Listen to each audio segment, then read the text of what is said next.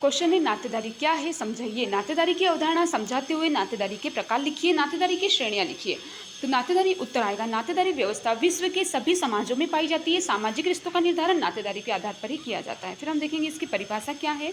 तो चार्ल्स विनिक के अनुसार नातेदारी व्यवस्था समाज द्वारा मान्यता प्राप्त हुए वे सभी संबंध आ जाते हैं जो कि अनुशासित और वास्तविक वंशावली पर आधारित होते हैं।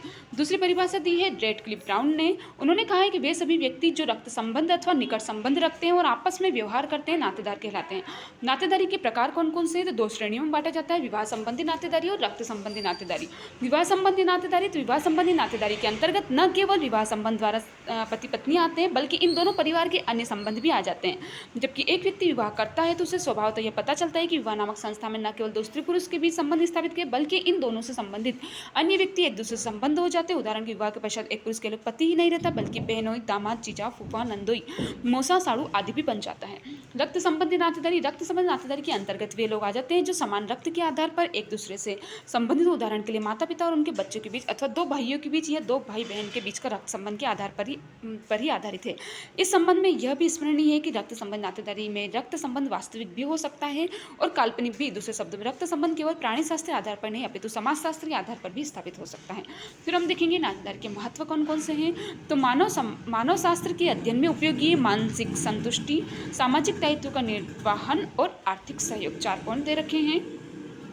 पहला पॉइंट है मानव शास्त्र के अध्ययन में उपयोगी। तो मानव शास्त्र एक स्वतंत्र विज्ञान है। इस विज्ञान में ज्ञान की प्राप्ति के लिए नातेदार का ज्ञान आवश्यक है। इस आधार पर समाज की संरचना को समझने में मदद मिलती है। दूसरा आएगा मानसिक संतुष्टि। नातेदारी के ज्ञान से व्यक्ति को मानसिक संतोष प्राप्त होता है, साथ ही व्यक्ति स्वयं को अकेला नहीं समझता, उसका भी कोई अपना है ऐसा एहसास उसे मस्तिष्क में रहता है। थर्ड, सामाजिक दायित्वों का निर्वहन। मनुष्य सामाजिक प्राणी है, उसने अनेक सामाजिक दायित्व है और इन कर्तव्यों को पूरा करने में नातेदार उसका मदद करती हैं। रिश्तेदार पर्व, त्योहार और सांस्कृतिक कार्य में सम्मिलित होकर अपने दायित्व का निर्वहन करते हैं। फोर्थ नंबर, आर्थिक सहयोग। सदस्यों का आर्थिक सहयोग प्रदान करने में भी नातेदार महत्वपूर्ण भूमिका निभाती है। नातेदार व्यक्तियों को आर्थिक संकट से भी उबार लेती है। अन्य महत्व है विवाह और परिवार का निर्धारण, वंशावली, उत्तराधिकार और पदाधिकारी का निर्धारण, समाज के विकास में स्वर को समझने में मदद करना, व्यक्तियों के व्यवहारों को नियंत्रित करना, व्यक्तियों के अधिकार तथा कर्तव्यों का निर्धारण करना, व्यक्तियों को सम्मान और प्रतिष्ठा देना। फिर आएगी नातेदारी की श्रेणियाँ कौन कौन सी। अक्सर एग्जाम में क्वेश्चन पूछ लिया जाता है कि नातेदारी की श्रेणियाँ बताइए। तो प्राथमिक नातेदारी, द्वितीयक नातेदारी और तृतीयक नातेदारी। प्राथमिक नातेदारी, इस श्रेणी के अंतर्गत वे व्यक्ति आते हैं जो प्रत्यक्ष संबंधों के आधार पर संबंधित होते हैं। उदाहरण के लिए माता पिता और बच्चे, पति पत्नी आदि जो परस्पर रूप से एक दूसरे से संबंधित होते हैं।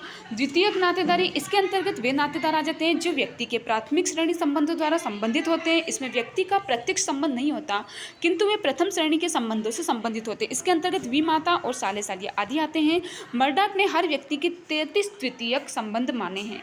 तृतीयक श्रेणी के नातेदार, इसके अंतर्गत द्वितीयक श्रेणी और प्राथमिक श्रेणी से संबंधित नातेदार आते हैं। इस व्यवस्था के कारण विशिष्ट प्रकार के व्यवहार प्रतिमानों का निर्धारण होता है।